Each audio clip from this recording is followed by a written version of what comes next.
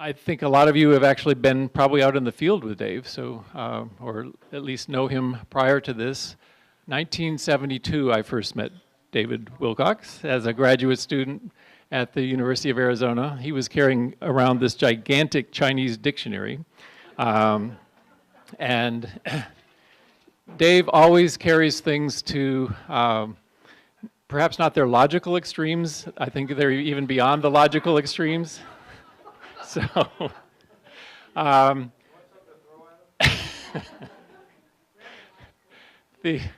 just giving him but he's had an amazing career here in the state of Arizona. Graduated, became a Hohokam specialist, somewhat perhaps not by his initial choosing, and has led us to creative thinking about Hohokam, looking at the Southwest on much bigger scales, worked at Arizona State University, had majority of his career up at Museum of Northern Arizona, and I think he's back in the position that he really always has relished most of, itinerant scholar. So our itinerant scholar tonight will be speaking on his his Hilltop survey work, and about 35 minutes from now, we'll be doing gyrations in the back so that we'll transition so that you will have opportunities to ask questions, and I will bring the microphone around and we'll continue to the conversation with Dave. So Dave, if I offended in any way, I apologize, but it's all yours. The first hilltop site I studied in Arizona was a place called Tumamoc Hill in Tucson on the west side of town. I was the graduate student representative to the Arizona Archaeology and Historical Society in 1975, and we organized a research team to study various aspects of that archaeological site and related sites. And I studied the dry-laid walls that are found up at the top of the hill. And our team then published the whole issue of Kiva. And in my essay, I argued that those walls had been put there for defensive purposes to protect the settlement that is found at the top of the hill. Now, since that time, a lot more work has been done on that site. A wonderful work led by Paul and Susie Fish, largely. And they found early agricultural remains there. The habitation site is much earlier than we thought at the time that we did our work. But I persist in thinking that those walls still were mainly for defense against the opinions of some other people. And it's what started me down the road of trying to understand warfare in the archaeological record. How can you get at that in archaeology? And in the 1990s, years later, I met a guy named Jerry Robertson who'd been a captain in the 101st Airborne in Vietnam, had real military experience. I had not evaded, that's the wrong word. Let's see, I got out of the draft somehow. Didn't go to Vietnam. I was in college, that's what it was. And at any rate, I began talking to him. He gradually was willing to talk to me about his military perspective on archaeological sites. And in 1997, Scott Wood, who's here, took us on a field trip out to a place called Perry Mesa. Many of you know. It's about 50 miles north of Phoenix. And there's a settlement system of small pueblos out there, dating mainly in the 1300s. And I was talking to Jerry about, well, if he had to defend one of these, how would he do? How do you think about it? With his military eye, what would he point us toward? And early warning was one of the ideas that he had. And the idea then of smoke signals or fire at night. And Scott and I knew that prior to the Prairie Mesa settlement system, in all of west central Arizona, there were a lot of hilltop sites that had been known. Many of them had been reported as early as the 1850s, and many of them had been studied subsequently. And they date, though, from about 1100, AD 1100 to about I'd say now 1275, whereas Perry Mesa settlement system that we see, I think dates mainly about 1275 to maybe 1400, maybe a little later. So they're successive. Or you could put it the other way, the hilltop site pattern in all of west central Arizona is antecedent to what we see on Perry Mesa. Well, Scott and I and Jerry Robertson got together to study the Perry Mesa settlement system,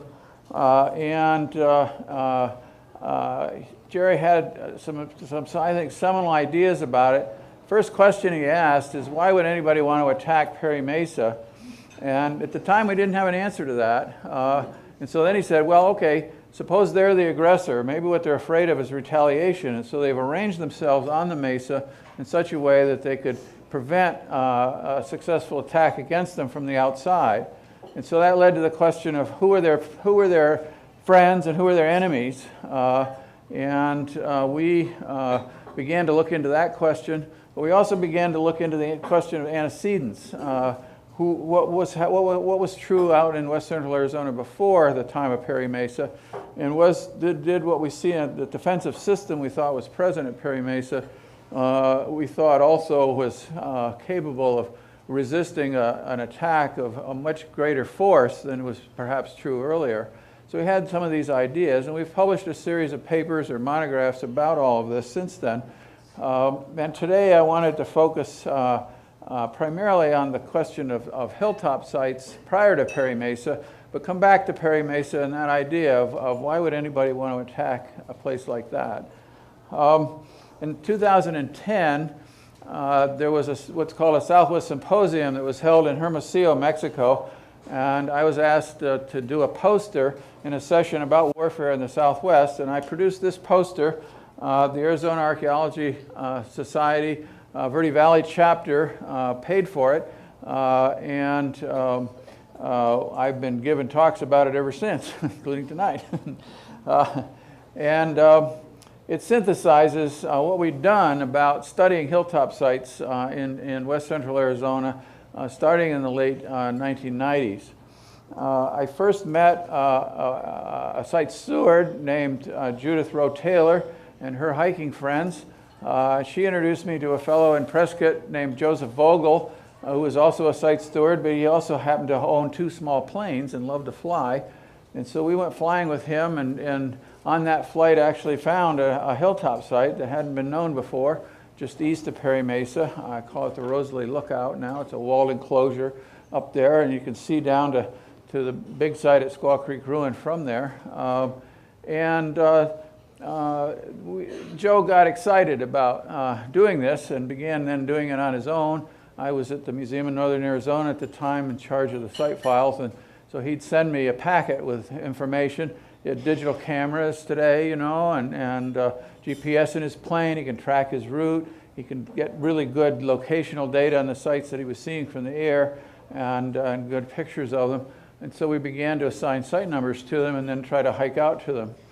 Now, he got a little ahead of us. He started in 1998 and is still flying. He was already in his late 60s at the time I met him. He's now in his late 80s, still flying. He's already recorded over 1,000 sites from the air in all of west central Arizona. Now, he's not the only one, though, that's had that kind of interest in Prescott. Before him, in the 1970s, there was a guy named Kenneth Austin, who also retired to Prescott in his 70s and 80s. He also recorded 1,000 sites in the Prescott area in pedestrian survey, on-the-ground survey. Many of them were hilltop sites, which he was very interested in. He did a study of line of sight. You can see from one to the other, and he thought that had something to do with the potential for communication, which we agree with. We think that as well. And so as we began to hike up to these places, we're looking for the ones out on the landscape around us. And as we became more and more familiar, we could begin to tell, well, this is where that site is, and that's where that site is. And so line of sight was a measurable relationship that we can see in the archaeological record. You can't see smoke signals anymore. I mean, they're gone. But you can talk about the potential for them. And I think that's of interest. And now we've shown, and there's a map here on this poster that shows a study of line of sight using the computer that another of my friends, Tom Weiss, did of over 200 sites, looked at the line of sight between them. And we see a network all through west central Arizona, at least along the Agua Fria, out to from say Lake Pleasant and New River north, all the way through Prescott up to the Mogollon Rim and out west to Burro Creek, if you know where Burro Creek is, or Kirkland Creek to the west. And then on the east side, there's the Black Hills. So you know Mingus Mountain and the Black Hills that come on down. We don't have a line of sight across them very well, and we haven't really studied it to the east at this point. But anecdotally, we know that there is quite a bit of line of sight among the sites we do know to the east there. And it looks like there's a boundary now, to me, along the Black Hills. Now, Scott Wood had a concept that initially based on ceramic studies that he called the Central Arizona tradition. So if you think of Phoenix, if you think of the Salt River Valley, Lower Salt River Valley, and the Middle Gila Valley, we call that whole area the Phoenix Basin. And that's where you get these large Hohokam villages, some of them probably with 1,000 people or more, at least by the 1000s, maybe earlier. And every 3 miles you have these villages. And originally they had ball courts as a ceremonial facility. Many of them have plazas, we think we've shown. Later they have mounds, or platform mounds they're called. Like Pueblo Grande is one of the biggest, or Mesa Grande as the second biggest, or both of them are, they're both the same size. They're different by a couple of cubic meters, which you can learn from Turney, 1929, and Jerry Howard's dissertation. So what's the relationship then between these populations of these village-dwelling, irrigating people, thousands of people? Jerry and I have estimated that at the height, about 1,300, there might have been as many as 12,000 to 15,000 people in the Salt River Valley. Some people estimate somewhat smaller than that. But in studies that began on Perry Mesa, looking at who their neighbors are, I began to look at all sites 13 rooms or larger in all of west central Arizona that dated in the 1300s, and we made a map, which we published, and it's in this poster. One thing led to another, and so we kept, it wasn't that hard to do, it turned out, and so we kept going, and we also published a map of all known sites, 13 rooms or larger, in all of east central Arizona, and then soon, about that same time, in about AD 2000, I was talking to a fellow named Dave Gregory, a colleague of ours, and we came up with the idea of studying Zuni origins, and we wanted to continue making maps of all these neighbors of one another, and we did finally make a database of all known sites, 13 rooms or larger, throughout all of the North American Southwest from AD 1200 to 1600. And that's published in a small volume. It's only 500 pages in triple column called Zuni Origins. So if you need any light reading, I recommend it highly. It's good, especially at night, you know, when you wake up and you sit up in bed. And you can get one of those lights, you know, on your head, and you can sit there. That's what we old people do, you know. Can't sleep, you know. So anyway, there's a lot of stuff published out there about what came of all these ideas that we began on Perry Mesa, and about the hilltop sites. And we found there's a lot of diversity among them. The more we got to know them and to see them, the way the walls are built of walled enclosures that are found on these sites, it's much the same technique throughout this whole vast area. But some of them, though, are habitation sites, small pueblos on butte tops. Some of these, in fact, most of them are very defendable, and they have arrangements that they made to defend those locations. We just mapped one in Hackberry Basin, south of Camp Verde, called Doran's Castle, and it has about a 50-room pueblo at the top of this butte. And if it has 2 stories, it might be as much as 75 rooms. And down below it, there's a wall, massive wall, that surrounds it. And there's an access through the wall that's 1 person wide, and it comes out as a funnel Up above, there's another wall where people with bows could have shot down and prevented anybody really from entering the site. Very defendable place, and many of them are maybe not quite as elaborate as that site, but similar kinds of arrangements were made. Then also, though, we have walled enclosures that maybe have a room, maybe don't, and some of them have ceramics, many of them don't have any ceramics. We date them based on the association of other sites close by, but the wall construction technique is the same as all of these, you see. Then you also have others that I increasingly think might have had religious purposes, and that's more difficult to get at archaeologically, I think, but we've begun to have some new ideas about that, they may have been thought of as sacred mountains. Places where you could go up and have ceremonies. They're up in the sky. You could look at the sky, and they may have been conceptions of the interactions with the sky and the earth that could have gone on in places like this. The idea that Ken Austin had and others have had that some of these places are retreats where people in danger could go and protect one another, we've looked at. But the more I look at it, the less convinced I am. If you're standing inside a walled enclosure, the wall is this high, and the rocks at the top tip in. You can see it's still there just the way they built it. There's no evidence of a roof. How are you going to defend yourself if you're standing inside something like that? Jump up and shoot? You know, it doesn't make any sense. And so I increasingly am looking for alternative explanations for some of these places.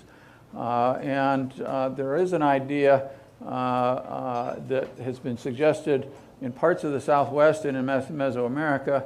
It's called an axis mundi. It's a power relationship between the upper world, the middle world, and the underworld, and that it might be embodied in places like the back part of Pueblo Bonito. It's been argued. I think you could look at Wapaki Pueblo, which is a tower, and see the same thing. Ridge Ruin in Flagstaff, I think, can be seen that way. When you look at the Casa Grande ruin, many of you know the Casa Grande ruin, it was studied by a fellow named Frank Hamilton Cushing in the 1880s. He'd already been to Zuni Pueblo and learned the language and knew a lot about Zuni religion, and he had an interpretation of it. If you've been to the Casa Grande, you know that it's a rectangular structure with 5 rooms, right? On the ground, on the second and third story, and then one room in the center at the top. So down the center, you have a nadir, or zenith room, a middle room, and a nadir, a lower room. And then you have the 4 corners of the universe. And this is how Cushing interpreted it. Well, that's what an axis mundi is about, is those relationships. He didn't use that term, but I think that's exactly what he's talking about. So I've started to think that these are important ideas, and that already we may be seeing some of that in some of these hilltop sites. So I think we need to, as I increasingly say now, keep our powder dry and our minds open about what some of these things mean, and try to find new ways to test scientifically the ideas we have about them. Now, in our original Perry Mesa work, we thought that on Perry Mesa you have the Agua Fria comes down through, and then there's side drainages that cut down into it 1,000 feet down to the base of the drainage, and there are pueblos that block access on each of those side drainages and then out around a thing, and they form an oval distribution. And Jerry Robertson said, well, think of a castle, you know, a European castle. Think of a castle. Here's the wall of the castle. Well, the walls are the cliffs, and the strong points in the castle are the pueblos. And this is then abstractly a castle defense, he suggested, which I think was a wonderful insight into the abstract relationships that we'd already recognized. We'd seen that if people were trying to come up onto the mesa from the outside, they could be blocked. And the way people were deployed there, they could protect one another's backs from some kind of outside attack. Well, this castle defense idea creates an abstract way of thinking about that, which I think is very, very interesting. Now, what did Perry Mesa have that anybody wanted? He had asked. The same could be said about any of these small sites in all of west central Arizona, part of what Scott's called the Central Arizona tradition from AD 1100 to 1275. When you look at the habitation sites, they're small. They're less than 50 rooms. Very few are more than 50 rooms. I have one I think might be 80, but 50 otherwise it would be about the biggest. Many of them are 25 or 15 or 10 rooms. And if you figure, 1 or 2 people per room, you get some idea of the population. It's not big. Now, in the Phoenix Basin, however, you're talking about villages of 1,000 people or more, or 600 people, or that kind of scale every 3 miles. They're the big boy on the block. And when we put together this coalescent communities database I was talking about, and you compare the Phoenix Basin to other parts of the Southwest, in that period of 1300 to 1400, or even 1200 to 1400, it's the biggest, demographically, it's the biggest place anywhere in the Southwest in those data, even if you take the lower estimates for overall size. And so they were the big boy on the block. And here up in these hills, up in the hinterlands to the north, there are these small populations. How are you going to defend yourself against those? Well, maybe you're raiding them because they've got corn, they've got cotton textiles, they've got lots of things you might want to go get if you could sneak in and get out. And then you might get chased. So that was our original idea. But the other thing they're doing down here in the valley, as Jerry Howard can tell you far more than I can, they were building canals. And they didn't just build them and then use them. They built them and then they rebuilt them and then they rebuilt them again and they rebuilt them, and then in some places they had to clean them out, and clean them out and clean them out. And so you have a lot of labor. And so the more I've thought about that, I've thought that, maybe what these people up here in west central Arizona had was people, and young people. And that what's happening is from 1100 on, which is the beginning of what we call the classic period in the Hohokam archaeological sequence, that maybe, and this is just a theory, that they needed more labor than they had locally. They had in their own villages. And they begin to go get some from their neighbors. And what we see happening is that area between the river, Salt River, and New River, you all know, you've driven I-17 how many times, and what's the milepost when you get to New River? 32 miles. So it's 30 miles. Well, that's over a day's travel on foot with a pack, walking. You could probably run it in a day, but not you and me, but the people that used to live there could. But I certainly couldn't. But there had been villages out there. Palo Verde, some of you know about the Palo Verde ruin that was studied by Mark Hackbarth and others, for example. It's there until about 1100. It had a ball court, had a valley pottery. Mark says that somebody was hanging on until maybe 1150. But after that, there's nobody home out there in that 30 miles. It's what we call a buffer zone, or sometimes a no man's land, it's been called. And it's the kind of thing you see when you look at these things worldwide. When people are in conflict with one another, you often get buffer zones, because what it does is it reduces or increases the labor it takes, or the energy it takes to fight one another. You have to really get into it if you're going to cross that and then fight and come back. And so it's a commonly found relationship that's seen in situations of that kind. And so it's a 30-mile buffer zone that's set up around 1100, 1150. And that's when this hilltop pattern further north is in place. Small sites, though. I think that if they could have sent 20 men to get people, or 100 men, it's questionable how safe some of those places would be. Later on, after 1275 in the valley, what you see is these platform mounds. They're big, high places and by 1275 they're beginning to build structures on top of them, including towers. And from those you could see where the compounds, where most people were living in these villages, you know, from one to the other, you could have signaled back and forth. Jerry Robertson called compounds a redoubt.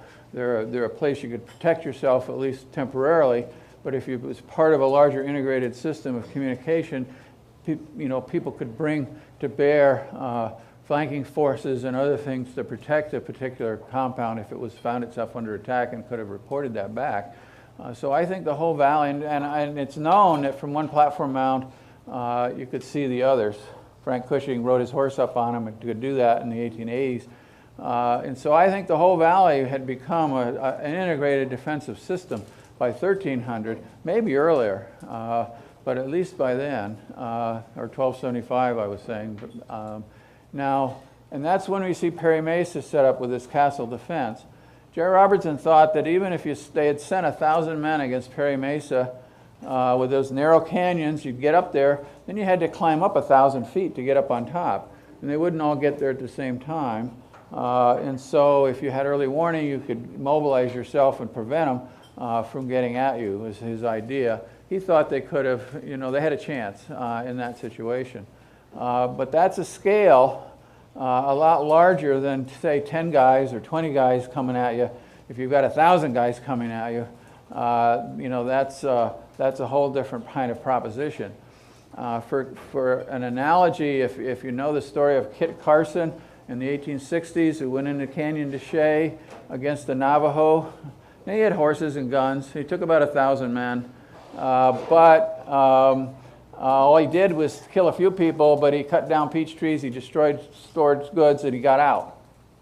And soon after that, 6,000 Navajo gave up and came in and were marched off to Bosque Redondo in New Mexico, causing regional abandonment.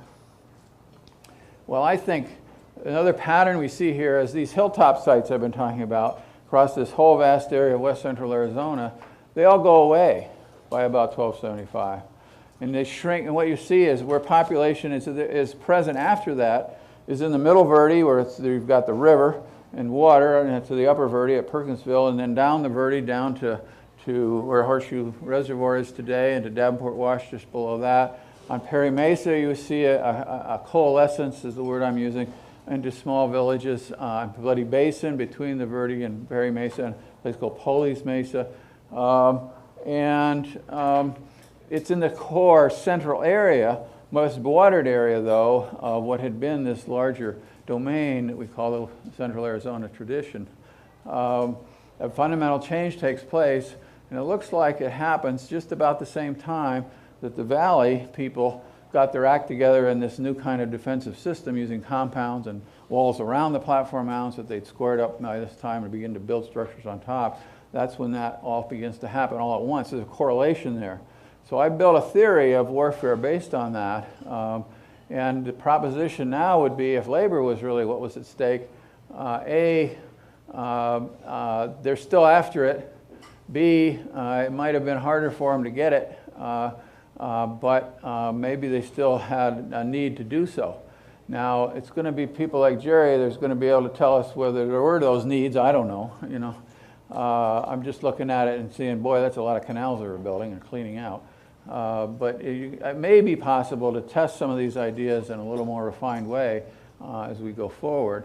But I've changed my mind then about what explains the kind of defensible patterns that we see on places like Perry Mesa and earlier in these hilltop systems, many of which are very defendable, particularly the habitation ones.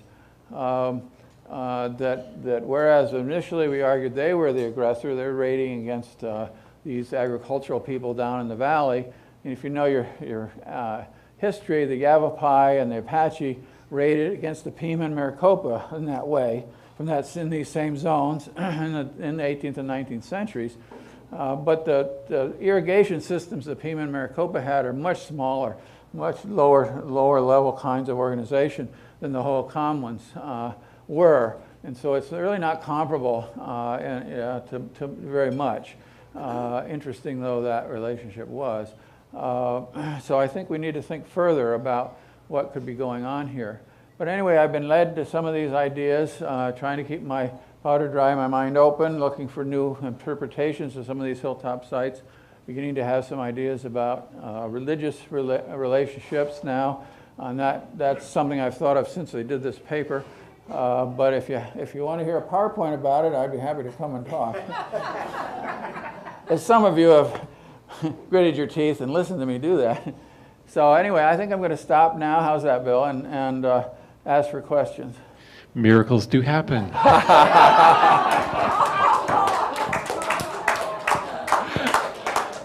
Good job. You just Dave. haven't seen me in action very recently. So Dave is now open for questions. I've told the folks at that table that they can only have very, very kind and calm questions. So, but anyone else can, you're open for business. Okay. Ellen. Here, let me go up with the microphone. He wants to give you a microphone. I don't know who's behind me. I have a reputation for asking questions.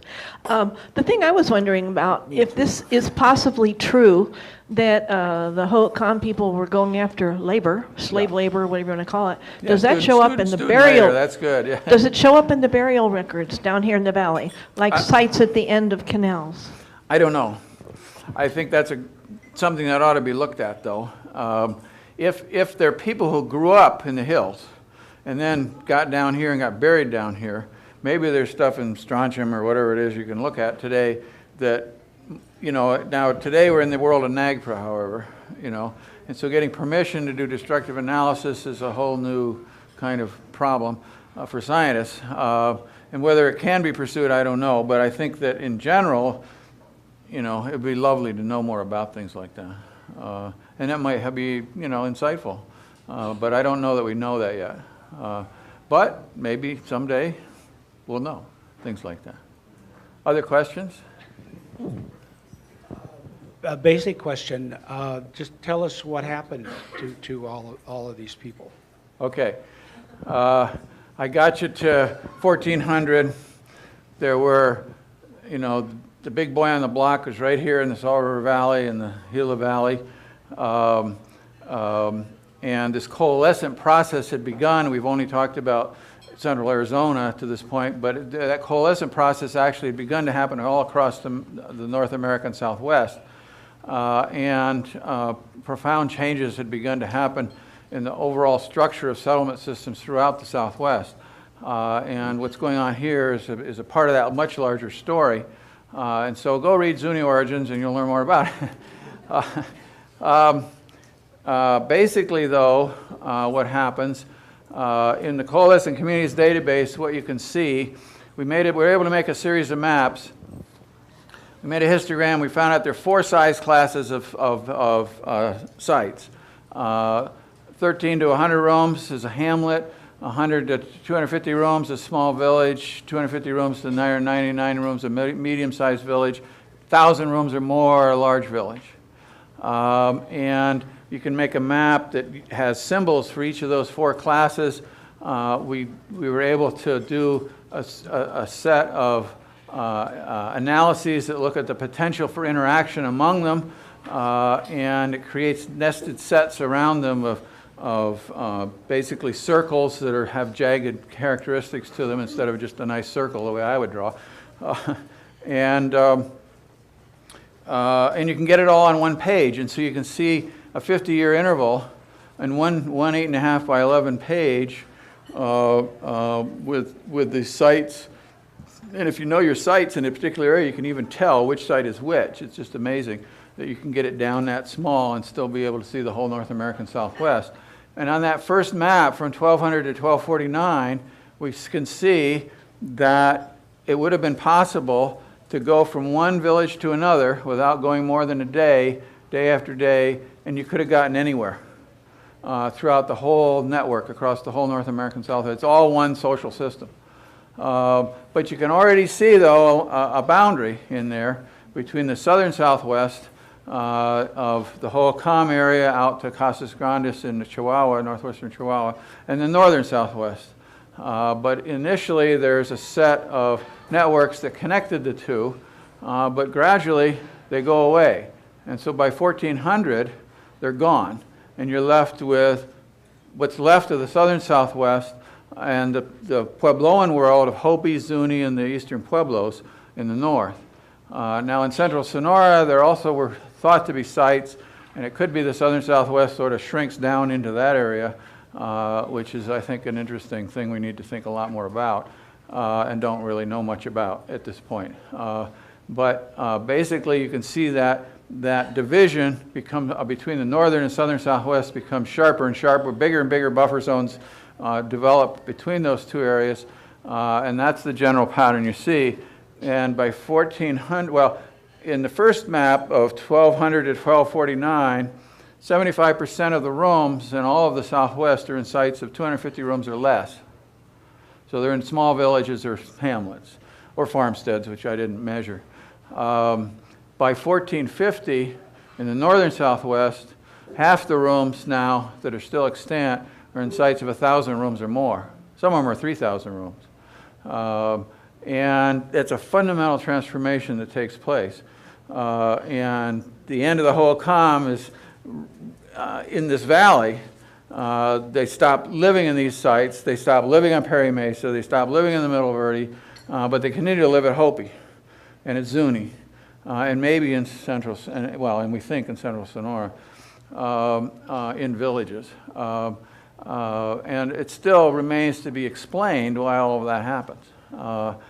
We can describe it better now, I think, than we have been able to before, and in more detail, but there's still a great many unanswered questions as to why it happened.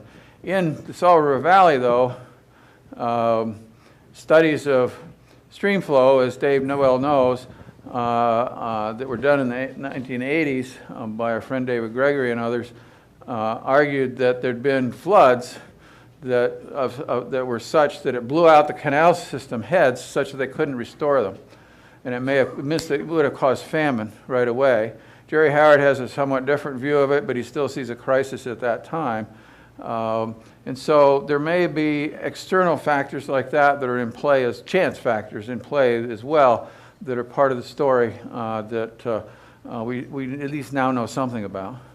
Does that answer your question? Well, I thought you might just say something like that they went to Hopi. No.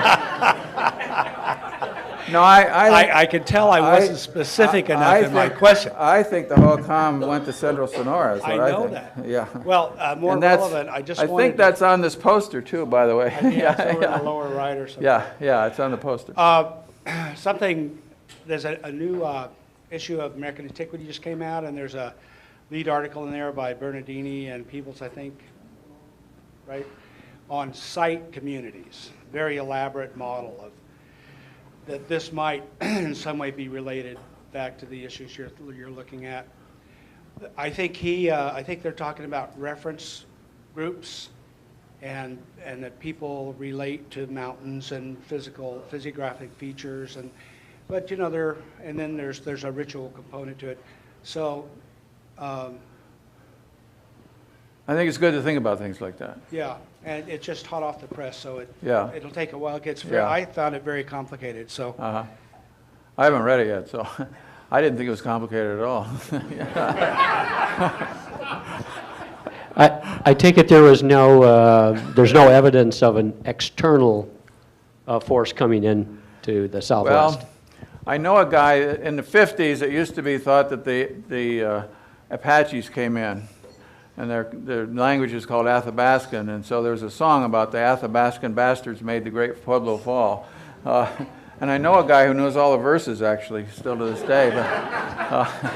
But I early on looked into that and wrote a series of papers about it. It doesn't look like they're here early enough for them to have anything to do with it. And similarly, you have Yavapai, Wallapai, Havasupai coming in probably from the west, although they would tell you maybe they've been here all the time today. None of these factors seem to have been terribly important.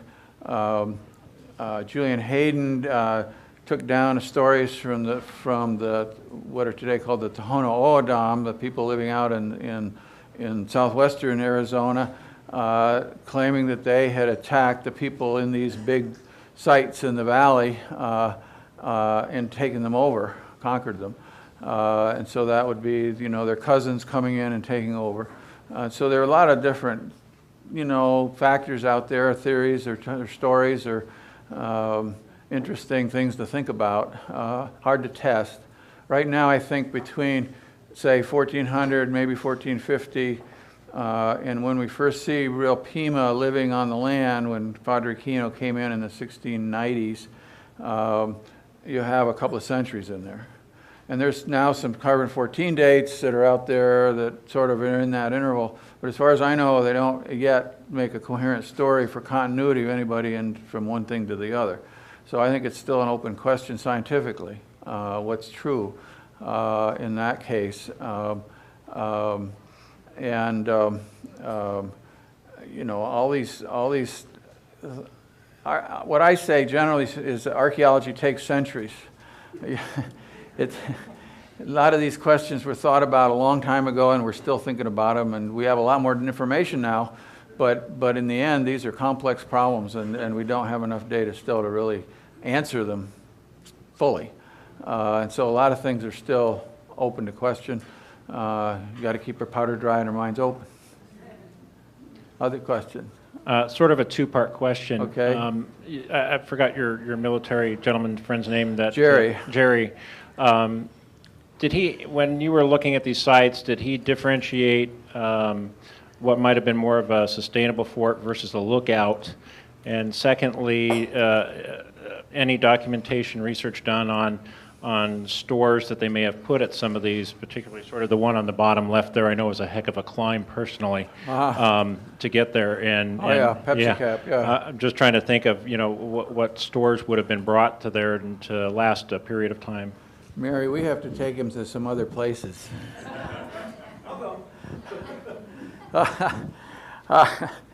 You can just drive out Table Mesa Road and walk up the fence line. What do you mean?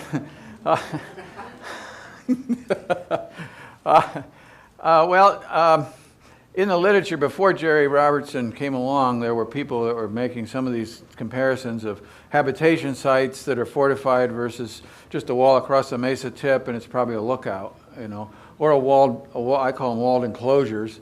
They're different shapes, but they enclose a space at the top of a hill and have good you know, view sheds. Often no pottery at all on them. I've been looking at, I mentioned in passing, ideas about the potential for interaction. And one of these is in the archaeological literature, there's something called a catchment area. How far you go out to get bunnies and, you know, various kinds of wild foods and something on an everyday basis. And it's taken to be a 7 kilometer, you know, radius around your habitation is a commonly seen kind of measure of that. And then there's a question of how far you can walk in a day. And a measure of that has been in the literature that's 22 miles or 36 kilometers.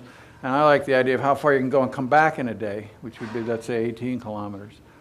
And I don't know how to do the kind of, it's called cost surface analysis that we did in the Zuni Origins book. And so I just draw circles as a crow flies. And so I draw a 7 kilometer circle and an 18 kilometer circle. And in doing that, though, I found that a lot of these lookouts are on the perimeter of 18 kilometer circles. And it's occurred to me that what that means, perhaps, is that they could have supplied them on a daily basis. Kind of goes to your question. So you don't necessarily have storage facilities on site, but if they're close enough, you know, people could have been, you need to maintain somebody there if you're going to maintain the communication system. That's just logic. How do you do that? Well, maybe you're getting people to go and come back to keep them up there, so they don't have to do that themselves. And they wouldn't need any pottery, you know, either. But these are just ideas, you know. I mean, I think there's facts that you can observe, you know, and there's established facts that you know so much that you're virtually certain this is true. And there's hypotheses that, you know, you hope to test, that you can find new facts, new relationships that will help test them. And then there's things that, you know, I think are just good to think about, whether you know how to test them or not. And we're out in that realm now, you know. Again, I just think we just need to be flexible about it. You know, let's not get all, you know, certain about things. But remember, there's doubt here about what really is happening. But it's worth thinking about it. Maybe we'll think of then some ways to test some of these ideas. And I think that's where we are with questions like that right now. But there are habitation sites on these things that they were living there, lots of pottery, and they were controlling that place, and it's a long way to water. Why are they doing that, you know? So it does look like they were worried about something. Another possibility, because I know of 2 places I have seen myself that are little places on hilltops where you can observe the horizon and check on seasons. Sure. Do any of your doorways in these hilltop sites face any place that's a cardinal direction? Too soon to tell? Some of them have, the walled enclosures in the greater Prescott area have what have been called gateways, where the walls are offset a little bit, and but nobody has looked at that systematically, so I don't know that we know that. Thinking about the ones that I can readily bring to mind, I don't think there's any obvious correlation like that. At the site of Kraken Rock, you know where Kraken Rock is, north of Wapaki, it's on the monument. There's a wall, there's a pueblo behind it, and there's holes through the wall. And there's some people who've looked through them and at the horizon and think they see correlations and stuff. That's the only actual study of that kind that I can bring to mind, where somebody has thought that. But we were talking at dinner, though, I mean, a lot of these walls have holes in them, you know, that they go through a meter, and they're only this big. And you look through it, and you're not about to shoot anything through it. And when you look through it, you can't see much, so I don't think they're peepholes. You'd do better looking over the wall and ducking down. So what are they? But they don't, the ones I've looked through, you don't see the horizon. You do see the ground out in front. Whereas in Kraken Rock, it's up higher, and I think you can. So things like that are worth asking, I think. It's worth trying to get out there and measure it and see what happens. But we're looking for new ideas. You know, that's the kind of thing you need to do that. Go ahead. So Dave, you've used a lot of volunteers throughout your project, and do you want to just kind of make a little testimonial to the people who've worked with you over the years? Well, I mentioned Ken Austin, who I actually met, and in 1978 he gave a talk in Tucson, which I heard, and I reference it in my Tumamoc Hill paper. And then later I was able to edit and publish it in the first Prescott Conference volume. When Scott and I got together with Jerry's an avocational archaeologist, and who got real excited about working with us, fool that he is, or was. But we had a good time, I don't know. I enjoyed it. You enjoyed it. Yeah. And we learned a lot from one another. When we had this idea, well, we knew about all these hilltops, and I conceived this idea of a hilltop survey. And I met Judith Rowe Taylor, I mentioned, and we started working with her, and then Joe Vogel. But I also went down to Charlotte Hall Museum, where I knew the curator and the director at the time, and gave a talk. They invited me to give a talk in a collaborative way, and I solicited help.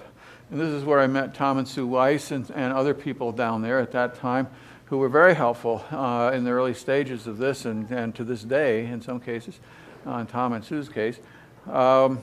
And in the Verde Valley, Joe Vogel had found some sites from the air in a place called Sycamore Canyon south of Camp Verde. And I asked my friend Jerry Earhart, who's in the Verde Valley chapter of the Arizona Archaeological Society, to go out and check them out and record them. He knew how to record sites to Peter Pillis's professional standards. And he did, but they found some other sites, and they got interested in doing a survey. And here we are 10 years later, and they've now recorded over 450 sites to Peter's standards, and done first-rate ceramic studies of all of them. It's what we're calling an intensive reconnaissance, as they didn't walk transects, and so you can't call it what's called a full coverage survey. But I think it's virtually that in the way they've gone about it. I now have, in the last few months, have been doing an intensive study of all of those data and I'm learning many more things. And if you go now to the Smoke Eye Museum, do you know the Smoke Eye Museum in Prescott? They have a new curator now, Andy Christensen, who's a colleague of ours, a professional archaeologist, and he has a new exhibit there about avocational archaeology, and he prefers to call it amateur archaeology in the Prescott area, and the interaction with professionals over about a century of time. And he wrote a small monograph about it, which is also available. And the way he likes to think about it is that it's shared creation of knowledge and of data. That I couldn't have done any of this stuff without all that help, as Bill was indicating, by myself. But on the other hand, I'm a spark plug that can help stimulate and direct and guide and interact. And I know how to write it up, you know, maybe more than some.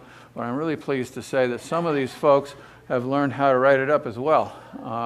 And I hope to put more and more on their shoulders in this way.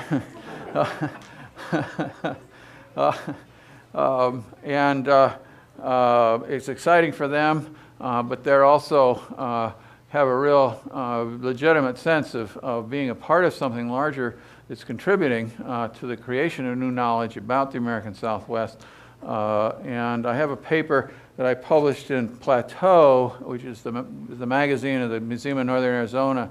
It was in 2005, and it was about our Perry Mesa survey and work I'd done with these folks. And I called them citizen archaeologists. I really think that's right. You know, they have an interest. They're citizens. They get out on land, they hike, they hunt, they do other things. They find these sites. They're intrigued by them. They're curious about them. They turn to people like me who made a lifetime study of them to help them understand them better and get engaged in doing things to help record them and to get them into permanent kinds of databases that are available then in the modern historic preservation system, where if there's going to be some project that's going to put some house on top of that butte, before they do that, maybe we can get some work done on that site that's there before that, because we know it's there. And they've helped you know, bring about that kind of knowledge. We actually were able at one point to participate in a historic preservation conference that the SHPO, the State Historic Preservation Officer, and his staff put on each year a few years ago about the contributions of avocational archaeology to historic preservation in Arizona, Peter Pillis and I, and we liked the way it worked out so well. We did it again at the Museum of Northern Arizona, and a guy in the society who's a filmmaker, a videographer, and his wife filmed it, and then they put it up on YouTube. So you guys can go to YouTube now and put in my name, I think you'd find it that way, or Jerry Earhart, or Jim Graceffa, or other of these names, and find that. And I like the way that worked out so well. I was able to get a humanities grant with the help of a chapter of the Arizona Archaeology Society, and we put on a symposium of professional archaeologists talking about our studies of Hohokam archaeology in that case, and that's all up on YouTube too. But it all comes out of that collaboration. I mentioned that the Verde Valley chapter paid for the production of this poster, so it's been a wonderful, certainly from my point of view, a wonderful collaboration for many, many years now.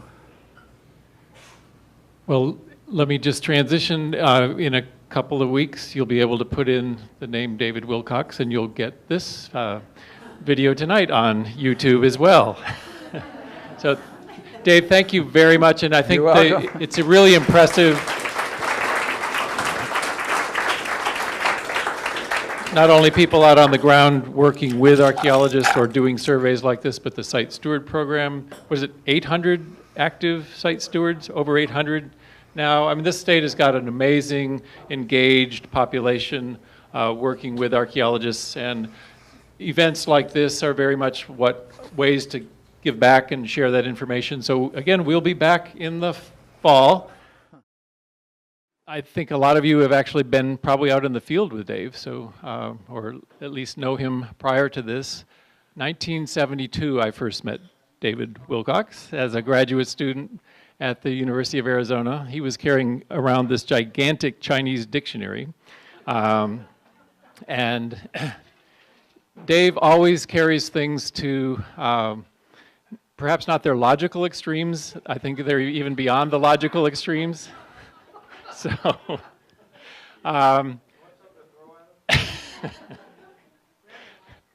the. But he's had an amazing career here in the state of Arizona.